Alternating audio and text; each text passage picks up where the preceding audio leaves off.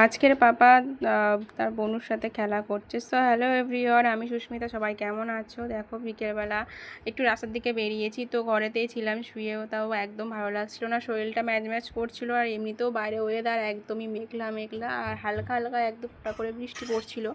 তো বললাম বৃষ্টি তো হবে না, এরকমই শুধু শুধু, তা চলো একটু বাইরে থেকে ঘুরে আসা যাক। তো দেখো বাইরে বাইরে চলে এসেছে এখন রাস্তার দিকে।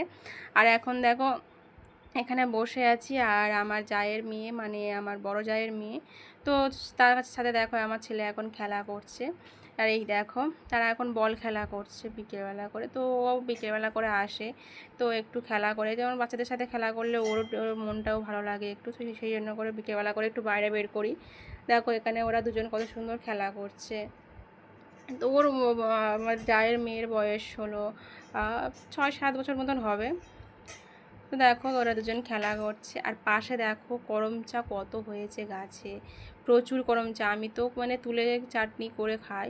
আর এদিকে দেখো, তো মাঠের দিকে হালকা ভিজে ভিজে, তো ওই জন্য মাঠের দিকে নামতে বারণ করছিলাম আমি।